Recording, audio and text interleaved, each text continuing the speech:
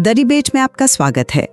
आज हम ओशो की कुंडलिनी पर दी गई एक बहुत ही दिलचस्प और कह सकते हैं कुछ हद तक विरोधाभासी लगने वाली अंतर्दृष्टि पर चर्चा करेंगे। ये हमारे स्रोत सामग्री में जैसे प्रस्तुत किया गया है उसी पर आधारित है। देखिए, ओशो का एक केंद्रीय विचार है कि कुंडलिनी शक्ति को जगाया या उठाया नहीं जाता, बल्कि उसे सहज रूप से बहने दिया जाता है, मानो उसे नचाया जा रहा हो। अब एक तरफ तो वे किसी भी प्रयास को, किसी भी कोशिश को हिंसा कहते हैं और दूसरी ओर कुछ व्यवहारिक कदम भी सुझाते हैं। हाँ, और इसी विरोधाभास से या कह लें कि इसी तनाव से हमारा आज का केंद्रीय प्रश्न उभरता है। क्या कुंडलिनी जागरण, जैसा ओशो बताते हैं, वो पूरी तरह से एक निष्क्रिय प्रक्रिया है? मतलब जिसमें केवल अहंकार का विसर्जन होता है, कर्ता भाव छूट जाता है और ऊर्जा अपने आप स्वतः बहने लगती है? या फिर जैसा कि उन्हीं के सुझाए गए अभ्यासों से, उन प्रैक्टिकल स्टेप्स से लगता है कि इसमें किसी प्रकार की सचेत, हालांकि बहुत सूक्ष्म भागीदारी या एक कोमल सा मार्गदर्शन भी शामिल है।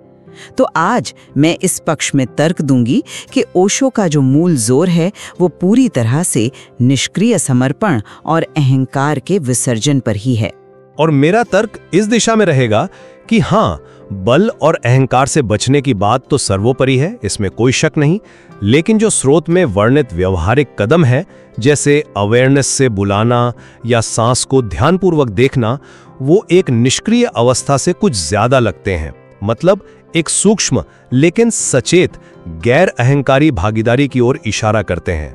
मेरा मानना है कि ओशो के दृष्टिकोण का जो सार है वो उनके इस कथन में है कि कुंडलिनी को उठाने या जगाने का कोई भी प्रयास मूलतः एक हिंसा है। ऊर्जा का जो प्राकृतिक प्रवाह है उसके साथ एक तरह की जबरदस्ती। उनका कहना है कि जागरण बल से नहीं बल्कि गहरे समर्पण से आता है। स्रोत में वे साफ कहती हैं, जिस दिन आप कुछ करने की वासना छोड़ देते हैं उसी क्षण घटना घटती है। अब ये कुछ करना ही अहंकार है। और जब ओशो अहंकार कहती हैं तो उनका मतलब सिर्फ घमंड या ईगो से नहीं है, बल्कि उस गहरी पहचान से है जो खुद को कर्ता मानती है।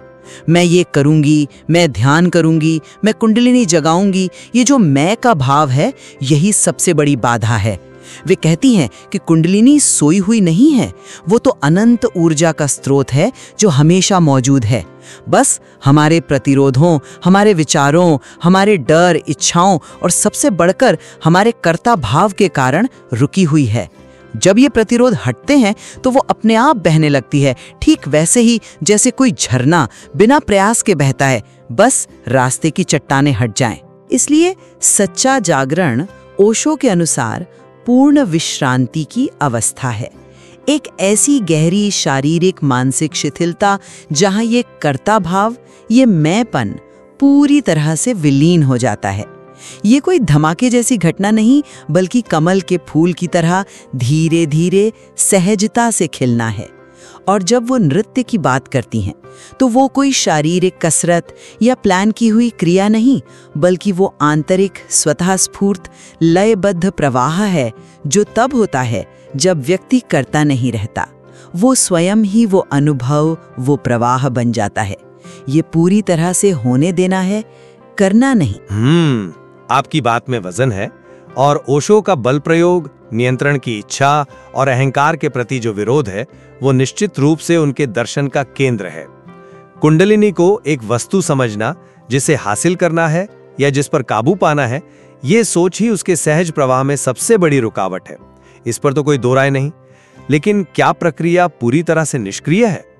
यहीं पे मेरा ध्यान स्रोत के प्रैक्टिकल पाथ या व्यावहारिक मार्ग वाले हिस्से पर जाता है। ओशो कुछ कदम सुझाते हैं। शरीर को ढीला छोड़ देना, आती जाती सांस को बस देखना, मन को शांत होने देना, शरीर को सहज रूप से झूमने देना अगर वो झूलना चाहे, और सबसे महत्वपूर्ण, प्रेम की अवस्था में रहना। अब आप कह सकती हैं कि ये सब निष्क्रियता की ओर ले जाने वाले साधन मात्र हैं, लेकिन मैं इन्हें थोड़ा अलग दृष्टिकोण से देखता हूं। ये कदम, हाँ, मानते हैं कि बहुत कोमल है, जबरदस्ती से कोसों दूर है, पर क्या ये पूरी तरह से कुछ न करना है? शरीर को सक्रिय रूप से ढीला छोड़ना, सांस पर ध्यान बनाए रखना, मन की उथल पुथल के प्रति सजग होना, ये सूक्ष्म स्तर पर ही सही, पर एक प्रकार की भागीदारी तो है। ये ऊर्जा प्रवाह को संभव बनाने के लिए एक अनुकूल वातावरण बनाने के तरीके लगते हैं, न कि सिर्फ बाधाओं का हटना। ओशो के शब्द हैं, अवेयरनेस से बुलाओ और हर सांस को ध्यानपूर्वक देखो। बुलाना और ध्यानपूर्वक देखना ये शब्द शून्य निष्क्रियता का संकेत तो नहीं देते।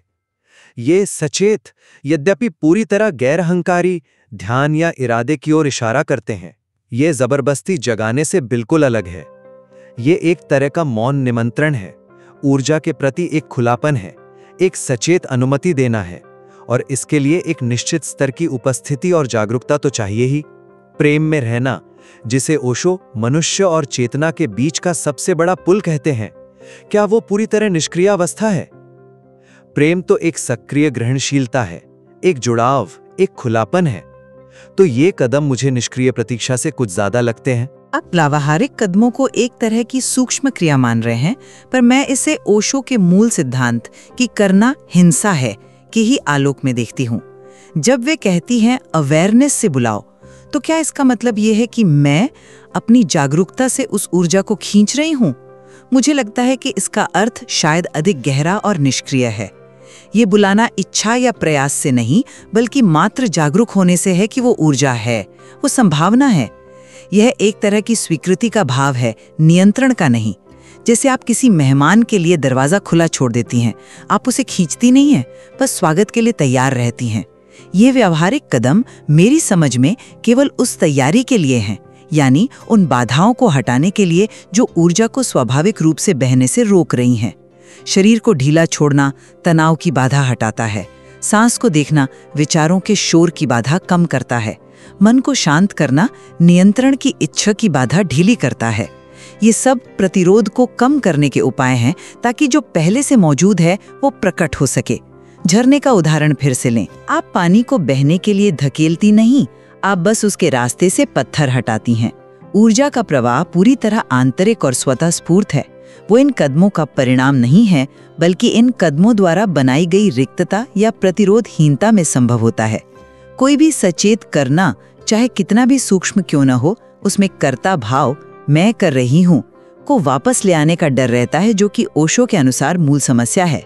दरवाजा खुला छोड़ने का आपका उदाहरण अच्छा है, लेकिन दरवाजा खुला छोड़ना भी तो एक क्रिया है, भले ही वो बहुत सूक्ष्म हो। अगर दरवाजा बंद था तो उसे खोलना पड़ा, अगर वो पहले से खुला था तो उसे खुला बनाए रखने के लिए एक सजगता चाहिए कि कहीं हवा का झोंका उसे बंद न कर दे। मेरा कहना सिर्फ ये है कि ये व्यवहारिक कदम उस खुलेपन को बनाने और बनाए रखने की सूक्ष्म क्रियाएं हो सकती हैं। आप कहती हैं कि ये केवल बाधाएं हटाते हैं। मैं सहमत हूं बिल्कुल, लेकिन क्या बाधा हटाना पूरी तरह से निष्क्रिय है? यदि कोई पत्थर रास्ते में है तो उसे हटाने के लिए कुछ तो करना होगा, चाहे वो बहुत कोमल प्रयास ही क्यों ना हो। अवेयरनेस से बुलाना या ध्यानपूर्वक देखना, ये ध्यान की सूक्ष्म तकनीकें हैं। ध्यान अपने मूल रूप में हाँ एक निष्क्रिय साक्षी भाव हो सकता है, लेकिन उस साक्षी भाव तक पहुंचने और उसमें बने रहने के लिए एक सतत कोमल जागरूकता की आवश्यकता होती है। क्या ये जागरूकता पूरी तरह से कुछ ना करना है, या ये एक विशेष प्रकार का होना है जो सामान्य बेहोशी या यांत्रिकता से भिन्न है? आप झरने की बात करती हैं, ठीक है, लेकिन झरने को भी बहने के लिए गुरुत्वाकर्षण और एक ढलान चाहिए, एक अनुकूल परिस्थिति। क्या ये कदम वही अनुकूल परिस्थिति, वही मानसिक और शारीरिक ढलान नहीं बनाते जिस पर ऊर्जा सहजता से बह सके? ये जबरदस्ती नहीं है, हिंसा नहीं है, मैं मानता हूं, लेकिन ये शून्य भी नहीं है। यह एक सक्रिय सचेत अनुमति है। ऊर्जा के प्रति एक खुलापन, एक स्वागत का भाव है। इसे सिर्फ बाधा हटाना कहना शायद इसकी जो रचनात्मक भूमिका है उसको थोड़ा कम आंकना है। जरूरत है। ओशो के लिए, जैसा हमने कहा, अहंकार ही मुख्य शत्रु है। ये मैं जो करता है, जो नियंत्रण चाहता है, जो परिणाम से जुड़ा है। समर्पण का अर्थ है इस मैं का विसर्जन, ये स्वीकार करना कि मैं कुछ नहीं जानती, मैं कुछ नहीं कर सकती, मैं बस मौजूद हूँ। जब ये मैं पूरी तरह से पृष्ठभूमि में चला जाता है, जब कर्ता मिट जाता है, तब और केवल तभी ऊर्जा का सहज नृत्य शुरू होता है। अब सवाल ये है कि क्या अवेयरनेस से बुलाना या ध्यानपूर्वक देखना इस मैं को पूरी तरह मिटा सकता है, या इसमें अभी एक सूक्ष्म कर्ता छुपा है, मैं जो देख रही हूँ, मैं जो बुला रही हूँ? ओशो के अनुसार सच्चा जागरण मैं का पूर्ण अभाव है। कोई भी क्रिया, चाहे वो मानसिक हो या शारीरिक, चाहे कितनी भी सूक्ष्म या गैर अहंकारी क्यों न प्रतीत हो, उसमें कर्ता के वापस लौट आने का खतरा हमेशा बना रहता है। क्योंकि जब तक देखने वाला है तब तक द्वैत है, तब तक पूर्ण विलय नहीं हुआ। और बहुत महत्वपूर्ण बिंदु है अहंकार और जागरूकता का अंतर, और यहीं पर शायद हमारी व्याख्याएं थोड़ी अलग होती हैं। मैं मानता हूं कि ओशो का लक्ष्य अहंकार का पूर्ण विसर्जन है, बिल्कुल, लेकिन क्या जागरूकता जरूरी तौर पर अहंकार का ही एक रूप है? ध्यान की कई परंपराएं जागरूकता को अहंकार से बिल्कुल भिन्न मानती हैं। अहंकार पहचान से जुड़ा है, अतीत और भविष्य से जुड़ा है, इच्छा और भय से जुड़ा है, परिणाम और नियंत्रण से जुड़ा है। जागरूकता या साक्षी भाव, जैसा इसे अक्सर कहा जाता है, वो वर्तमान क्षण की शुद्ध उपस्थिति है, बिना किसी निर्णय, बिना किसी हस्तक्षेप, बिना किसी कर्ता भाव के। ये सिर्फ जानना है कि क्या हो रहा है, जैसे आईना बस प्रतिबिंबित करता है, बिना ये कहे कि मैं प्रतिबिंबित कर रहा हूं। क्या ये गैर अहंकारी जागरूकता कुछ न करने के समान है? मुझे लगता है कि नहीं। यह एक विशेष प्रकार की उपस्थिति है, और ओशो के प्रैक्टिकल पाथ के कदम शायद इसी गैर अहंकारी जागरूकता को विकसित करने और उसमें स्थिर होने के अभ्यास हैं। शरीर को ढीला छोड़ना हमें शारीरिक तनाव के प्रति जागरूक करता है। सांस को देखना हमें मन की चंचलता के प्रति जागरूक करता है। यह अभ्यास हमें कर्ता भाव, मैं शरीर को नियंत्रित कर रहा हूं, मैं सांस ले रहा हूं, से हटाकर साक्षी भाव, शरीर शिथिल हो रहा है, सांस आ जा रही है, मैं लाने में मदद कर सकते हैं। इस अर्थ में जागरूकता अहंकार का साधन नहीं, बल्कि अहंकार के पार जाने का एक पुल बन सकती है। यह जागरूकता ऊर्जा के प्रवाह को नियंत्रित नहीं करती, बल्कि उसके प्रति संवेदनशील और ग्रहणशील बनती है, उसे जगह देती है।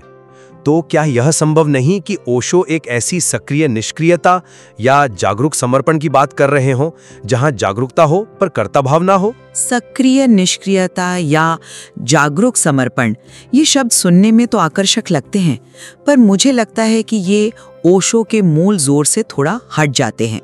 वे बार बार होने देने पर बल देती हैं, करने पर नहीं। उनका एक प्रसिद्ध कथन है, तुम ध्यान में मत बैठो, ध्यान बन जाओ। तुम नाचो नहीं, नृत्य बन जाओ। ये क्या दिखाता है? ये दिखाता है कि अंतिम अवस्था में कर्ता और क्रिया का भेद मिट जाता है। नृत्य सहज होता है, आप उसे करती नहीं, वो आपसे होता है।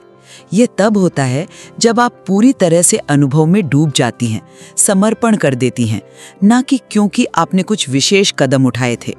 वो कदम, जैसा मैंने पहले कहा, उस समर्पण की भूमि तैयार करने में सहायक हो सकते हैं।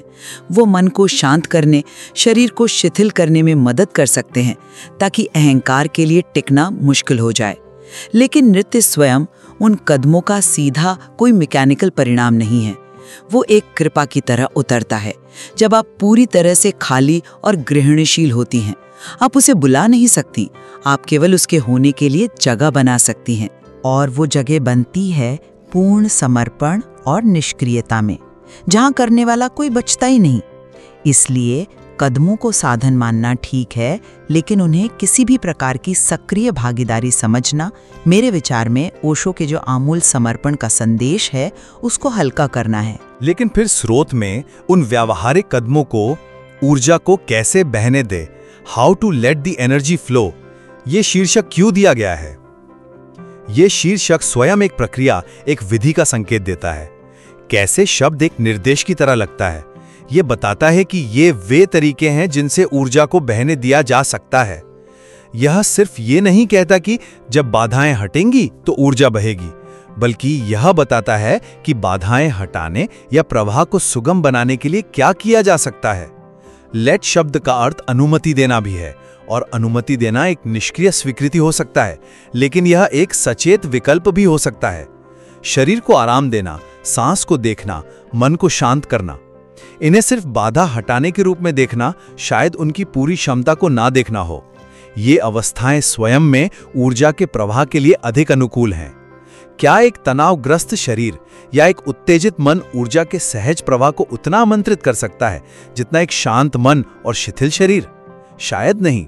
और फिर प्रेम की बात आती है। ओशो प्रेम को सबसे बड़ा पुल कहते हैं।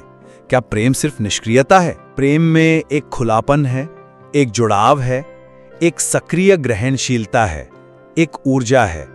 ये निश्चित रूप से उदासीनता या शून्य निष्क्रियता से बहुत अलग है। यह पुल ऊर्जा के प्रवाह को केवल होने नहीं देता, बल्कि उसे प्रोत्साहित करता है, उसे पोषण देता है। इसलिए मुझे लगता है कि इन कदमों को केवल निष्क्रिय तैयारी के रूप में देखना उनकी भूमिका को सीमित करता है। वे प्रवाह के निमंत्रण और पोषण में एक सक्रिय, यद्यपि अत्यंत कोमल और गैर अहंकारी भूमिका निभाते हैं। यह करने और होने देने के बीच का एक बहुत ही महीन संतुलन है। अंत में मेरे लिए निष्कर्ष यही रहता है कि ओशो के दर्शन का मर्म पूर्ण समर्पण और अहंकार के विसर्जन में है। कुंडलिनी का जागरण या उसका सहज प्रवाह मैं भाव के पूरी तरह से मिट जाने पर ही संभव है। जब व्यक्ति करता नहीं रहता बल्कि स्वयं अनुभव बन जाता है, तब जो स्वतः स्फूर्त घटित होता है वही ऊर्जा का नृत्य है। व्यवहारिक कदम इस परम निष्क्रियता और ग्रहणशीलता की स्थिति तक पहुंचने में मददगार हो सकते हैं। वे मन और शरीर को तैयार कर सकते हैं, लेकिन अंतिम अनुभव किसी भी प्रकार के करने से परे है, वो शुद्ध होना है। और मेरे दृष्टिकोण से समर्पण और अहंकार मुक्ति की अनिवार्यता को स्वीकार करते हुए भी स्रोत में दिए गए व्यावहारिक मार्गदर्शन, जैसे जागरूकता से देखना, प्रेम में रहना, शरीर को ढीला छोड़ना, ये एक निष्क्रिय शून्य से अधिक का संकेत देते हैं। ये एक सूक्ष्म, सचेत और गैर अहंकारी पार्टी शरीर को दर्शाते हैं। यह बल या नियंत्रण बिल्कुल नहीं है, पर यह ऊर्जा के प्रवाह के लिए एक सचेत खोलापन, एक कोमल निमंत्रण और पोषण है। ये पूरी तरह से निष्क्रिय होने के बजाय एक जागरूक होने देना है, जहां जागरूकता स्वयं प्रक्रिया को सुगम बनाती है। तो हम दोनों इस बात पर तो सहमत हैं कि ओशो के अनुसार कुंडलिनी के साथ किसी भी तरह का बल प्रयोग, नियंत्रण की इच्छा या अहंकार का हस्तक्षेप पूरी तरह वर्जित है। विश्राम, ग्रहणशीलता और समर्पण का महत्व वो निर्विवाद है। बिल्कुल। और हमारी असहमति का मुख्य बिंदु इसी बारीक रेखा पर है कि क्या यह प्रक्रिया 100% निष्क्रिय समर्पण है, जहां कर्ता पूरी तरह अनुपस्थित है, या इसमें स्रोत में वर्णित अभ्यासों के माध्यम से एक बहुत ही सूक्ष्म, सचेत, गैर अहंकारी जागरूकता या भागीदारी की गुंजाइश भी है, जो प्रवाह को आमंत्रित करती है, उसे सुगम बनाती है। निश्चित रूप से। और इन दोनों दृष्टिकोणों पर विचार करने से हमें ओशो द्वारा प्रस्तुत कुंडलिनी अनुभव की जटिलता, उसकी सूक्ष्मता और उसके विरोधाभासी प्रतीत होने वाले स्वरूप को बेहतर ढंग से समझने में मदद मिलती है। ये करने और होने देने के जो सनातन आध्यात्मिक द्वंद्व हैं, उसका एक विशिष्ट उदाहरण पेश करता है। हाँ, और ये दिखाता है कि इस विषय की कितनी परतें हैं। स्रोत सामग्री में निसंदेह और भी बहुत कुछ है जिसे खोजा और समझा जा सकता है। हमने तो केवल एक पहलू पर विचार किया है आज। अंतिम निष्कर्ष तो खैर श्रोता स्वयं अपने अनुभव और समझ के आधार पर निकाल सकते हैं।